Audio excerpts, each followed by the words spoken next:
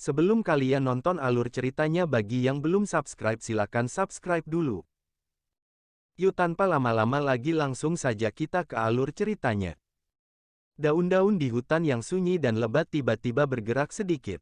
Beberapa sosok manusia muncul dari dahan pohon. Tubuh mereka seperti monyet yang gesit saat mereka menekan batang pohon. Dan melesat ke depan sekali lagi. Setelah beberapa lompatan seperti ini, mereka dengan cepat menghilang dari tepi dahan. Berhenti saat manusia melintas. Sosok manusia yang memimpin kelompok itu tiba-tiba diangkat secara vertikal. 4 bayangan manusia di belakangnya segera diluncurkan di cabang dengan sangat lincah. Setelah itu, mereka melihat keraguan mereka ke arah pemuda berjubah hitam itu. Apa itu? Tatapan Hujia menyapu ke segala arah, tetapi tidak menemukan gerakan apapun.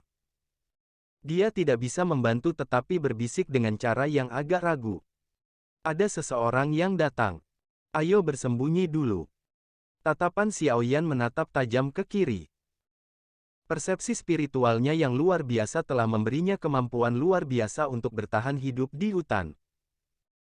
Dia bisa merasakan gerakan yang tidak bisa dirasakan orang lain, selangkah lebih maju dari mereka. Pada titik ini, pada dasarnya sangat sulit baginya untuk diserang tanpa sengaja dalam kompetisi berburu ini.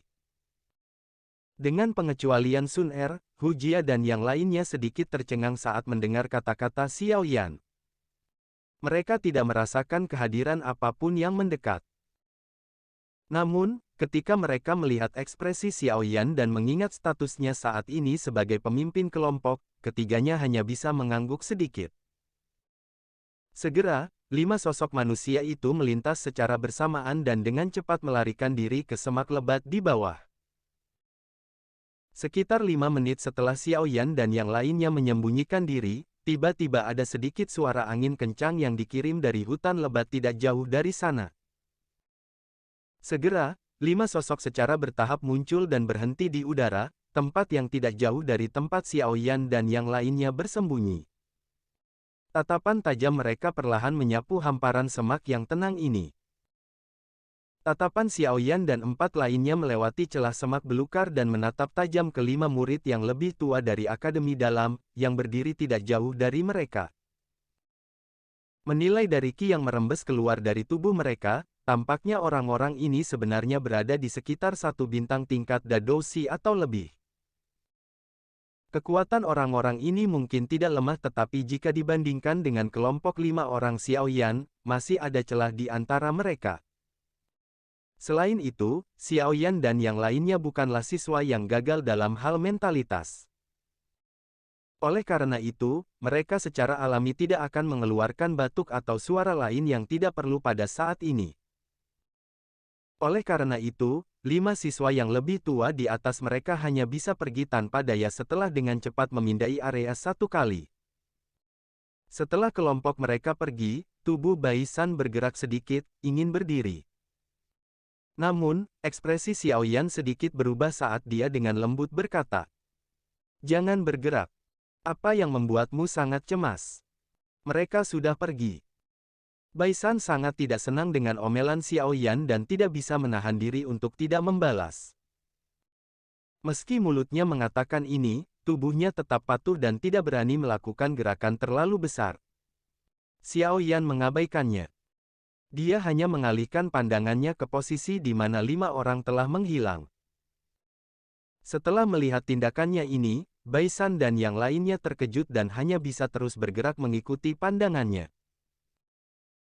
Suasana sunyi menyelimuti hutan sedemikian rupa selama sekitar 3 hingga 4 menit sebelum cabang pohon, yang tatapan Xiaoyan dan yang lainnya, tiba-tiba bergetar.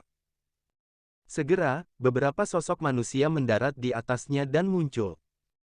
Dari penampilan mereka, itu mengejutkan kelompok orang yang sama yang seharusnya pergi lebih awal.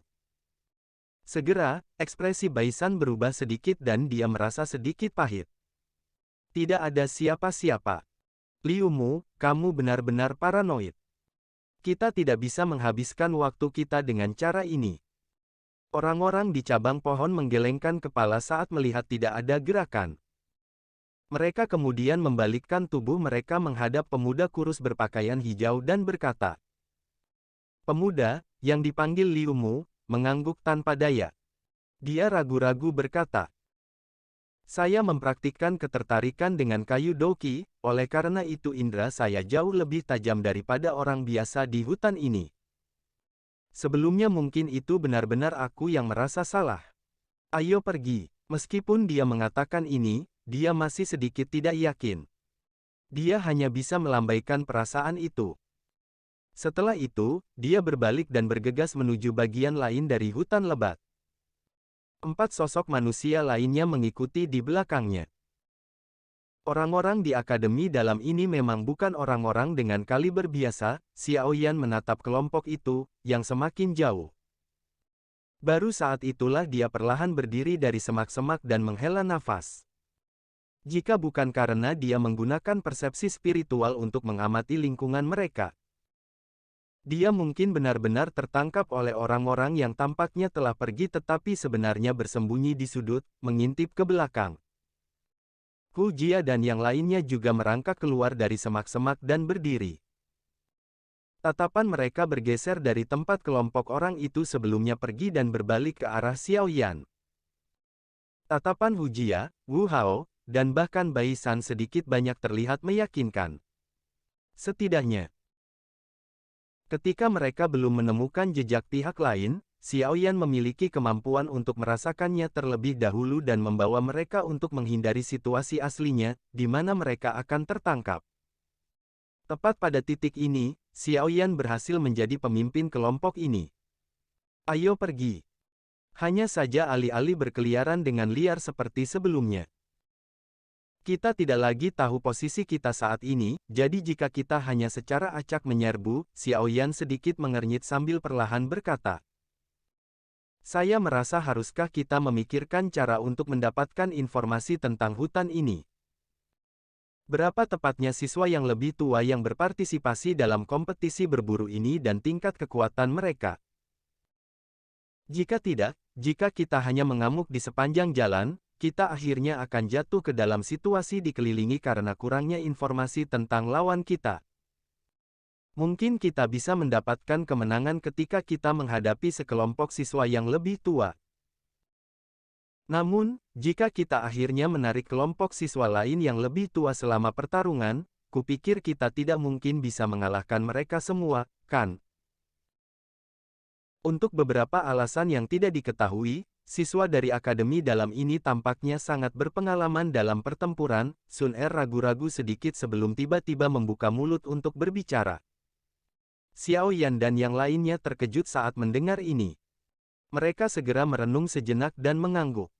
Apa yang Sun Er katakan itu benar. Di tempat di mana mereka tidak terbiasa dengan medan dan orang-orang ini, cepat atau lambat mereka akan bertemu dengan beberapa siswa yang lebih tua yang lebih kuat dari mereka jika mereka secara acak berlari kemana-mana dan kecepatan mereka akan melambat. Di tempat ini, orang-orang yang memiliki informasi yang kita cari sepertinya hanya siswa akademi dalam, kan?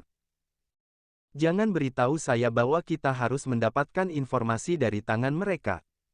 Bai San mengerutkan alisnya dan berkata. Tangan Xiao Yan membelai dagunya.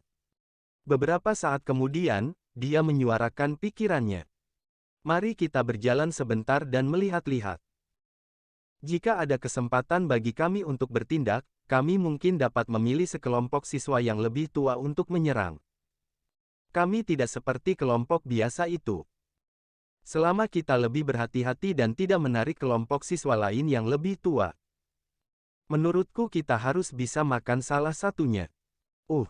Ekspresi wajah Hu Jia dan yang lainnya tercengang ketika mereka mendengar kata-kata Xiao Yan. Siswa baru lainnya sedang memikirkan metode untuk menghindari kelompok senior, namun, Xiao Yan sebenarnya sekarang mencoba menyerang kelompok siswa yang lebih tua. Ini terlalu berisiko. Bai San menggelengkan kepalanya karena tidak setuju. Semuanya, mengasah kapak tidak akan mengganggu memotong kayu. Jika kita berjalan-jalan di hutan yang luas ini sendirian, berapa lama waktu yang dibutuhkan?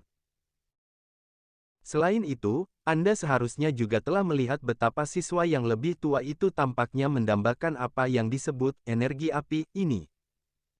Saya pikir ini seharusnya menjadi aspek yang sangat penting di Akademi Dalam. Karena mereka mampu merebut energi api kita, mengapa kita tidak bisa merebut milik mereka? Agar kami tidak menyesali keputusan kami di masa mendatang, kami tidak akan rugi dengan mengambil risiko seperti itu. Xiao Yan melambaikan lembaran kristal hitam di tangannya dan berkata sambil tersenyum. Kilatan melintas di mata Hu Jia dan Wu Hao saat mereka merasakan motivasi. Mereka merenung sejenak sebelum keduanya menganggukkan kepala berat. Kita bisa mencoba. Xiao Yan menghela nafas lega saat melihat bahwa mereka berdua tidak setuju. Dia menoleh, mengarahkan pandangannya ke Bai San, bertanya sambil tersenyum. Bagaimana denganmu? Ekspresi Bai San berulang kali berubah di depan tatapan Xiao Yan dan tiga lainnya. Itu lama kemudian sebelum dia mengatupkan giginya dengan keras dan berkata, "Baiklah, mari mencoba. Namun, saya akan mengatakan ini sebelumnya. Jika ada kecelakaan yang terjadi, Anda, pemimpin kelompok, akan bertanggung jawab untuk menanganinya." Xiao Yan tersenyum mengangguk. Dia hanya bertindak seolah-olah dia belum mendengar kalimat terakhir saat dia melambaikan tangannya dan berkata, "Karena semua orang memiliki pendapat yang sama, ayo pergi. Daripada dirampok oleh orang lain, mengapa kita tidak pergi dan merebut apa yang menjadi milik mereka?" Begitu dia mengatakan ini, Xiao Yan memimpin untuk menggerakkan tubuhnya, berubah menjadi bayangan hitam yang melintas ke semak-semak lebat. Sun Er dan yang lainnya mengikuti dari belakang. Setelah memutuskan untuk menerima strategi tersebut, Xiao Yan dan yang lainnya mulai menaruh perhatian mereka pada kelompok siswa yang lebih tua yang kadang-kadang mereka temukan. Hampir 2 jam kemudian, mereka telah bertemu dengan total 3 kelompok tetapi mereka tidak bisa menahan diri untuk tidak memberikan kesempatan untuk menyerang karena ketiga kelompok itu bertempur terlalu dekat satu sama lain. Xiao Yan dan 4 orang lainnya sekali lagi menyaksikan sekelompok siswa yang lebih tua melewati mereka, di atas kepala mereka, dari dalam semak-semak yang lebat. Mereka tanpa daya menggelengkan kepala. Xiao Yan bisa merasakan bahwa ada kelompok lain, yang berhenti sekitar 100 meter di utara lokasi mereka. Suara pertempuran di sini pasti akan menyebar. Oleh karena itu, demi keselamatan mereka sendiri, mereka hanya bisa terus memberikan kesempatan ini untuk menyerang. Xiao Yan menunjuk ke beberapa orang di belakangnya. Oleh karena itu, mereka berempat, yang doukinya sudah mulai beredar, hanya bisa sekali lagi tenang. Tidak lama setelah sekelompok siswa yang lebih tua melewati mereka, Xiao Yan hendak berdiri dan membawa mereka pergi ketika langkah kakinya berhenti. Dia memiringkan kepalanya dan mengarahkan pandangannya ke utara. Dia merasakan bahwa kelompok di sana tiba-tiba berhenti. "Pergilah." Xiao Yan ragu-ragu sejenak.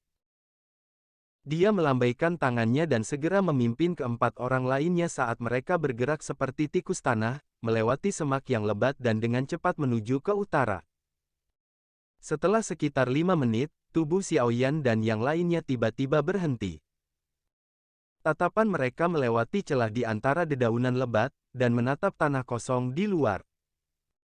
Pada saat ini, ada 10 sosok manusia yang terjalin dan berkedip. Sesekali, anak muda yang muntah darah dan pingsan. Pola ini berlanjut selama 2 atau 3 menit sebelum 5 anak muda, yang jelas merupakan siswa baru, benar-benar dikalahkan. Kelompok mereka kemudian dikepung di tengah-tengah tanah kosong. Di sekitar mereka ada 5 siswa yang lebih tua yang berdiri di sekitar mereka dengan malas. Pingsan Doki diperpanjang dan muncul di tangan mereka. Sun Er, Hu Jia, dan 2 lainnya mengalihkan pandangan mereka ke arah Xiao Yan setelah menyaksikan pemandangan di tanah kosong.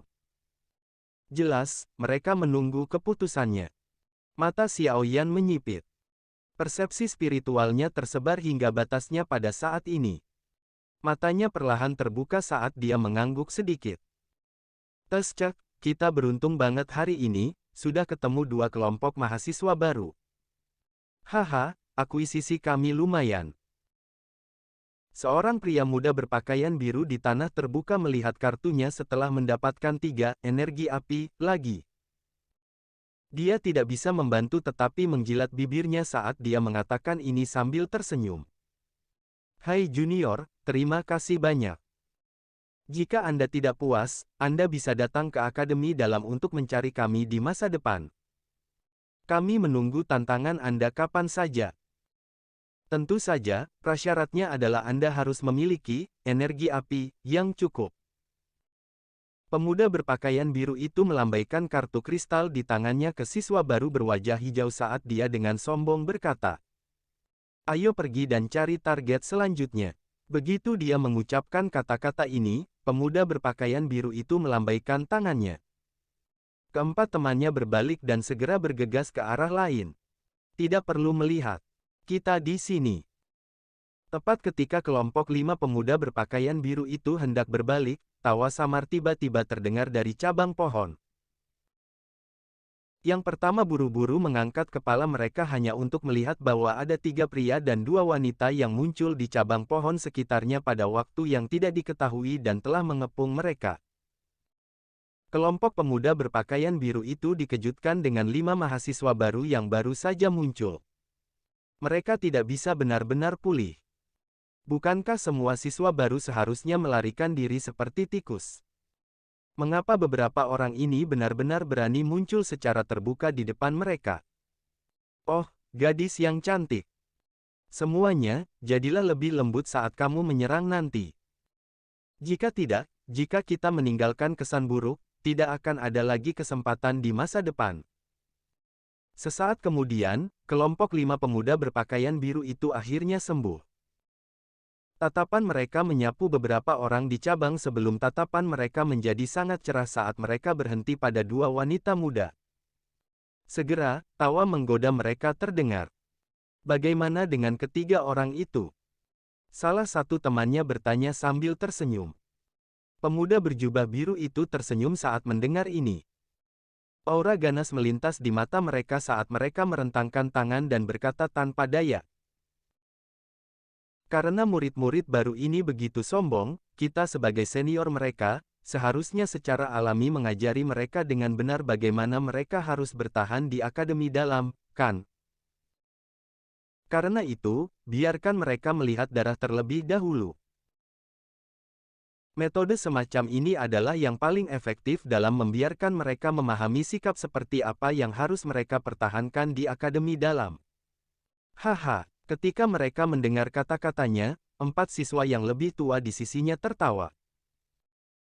Mereka segera mengangkat kepala, dan tatapan mereka dipenuhi dengan niat buruk saat mereka menatap ketiga pemuda di dahan pohon. Kekuatan mereka hampir tidak ada di sekitar bintang 2 Dadoshi. Masing-masing dari kita bisa menjaganya. Jangan menyeretnya keluar. Selesaikan pertempuran dengan cepat. Ingat, kita tidak bisa membiarkan mereka melarikan diri. Xiaoyan menatap 5 siswa yang lebih tua di tanah kosong di bawah dengan acuh tak acuh. Dia menoleh untuk melihat Sun Er, Bai San, Wu Hao, dan Hu Jia saat dia mengingatkan. Iya, mereka berempat mengangguk sedikit. Mereka bertukar pandang satu sama lain saat tubuh mereka sedikit bergetar. Doki yang kuat tiba-tiba keluar dari tubuh mereka. Mereka segera bergerak dan muncul di tanah kosong secepat kilat. Pada saat Doki Sun Er yang kuat dan Doki yang lain melonjak, ekspresi dari kelompok 5 pria berpakaian biru itu akhirnya berubah secara drastis. Melihat hanya kis mereka ini, kelima siswa baru ini sebenarnya jauh lebih kuat dari mereka. Kami telah menendang lempengan besi kali ini. Mengapa siswa baru ini begitu kuat? Pikiran yang sama sekali tidak meyakinkan melintas di hati pemuda berpakaian biru itu. Dia melambaikan tangannya. Namun, bahkan sebelum dia bisa mengucapkan kata-kata untuk meneriaki rekan-rekannya agar segera mundur, bayangan hitam tiba-tiba dan anehnya muncul di hadapannya. Mata mantan menciut. Tinjunya, yang berisi doki yang kuat, tidak ragu-ragu sedikit pun karena diayunkan dengan ganas ke kepala bayangan hitam itu. Pada saat pemuda berpakaian biru itu melayangkan pukulannya, bayangan hitam itu bergerak. Kekuatan tajam benar-benar menyebabkan udara memancarkan ledakan sonik yang teredam saat pukulan datang dengan cara seperti kilat. Terlepas dari kecepatan atau kekuatan, itu jauh melampaui serangan pemuda berpakaian biru itu. Kali ini, perahu kita akan tenggelam di talang. Perasaan ngeri muncul di dalam hati pemuda berpakaian biru itu, saat dia merasakan kekuatan dan kecepatan di mana bayangan hitam melepaskan pukulan itu. Dia mengangkat pandangannya dan melihat wajah halus dan tampan yang membawa sedikit rasa dingin bersama dengan sepasang mata hitam-hitam tinta. TL. Perahu akan tenggelam di talang, artinya sesuatu yang sama sekali tidak terduga atau seharusnya tidak terjadi. Sampai jumpa di episode selanjutnya.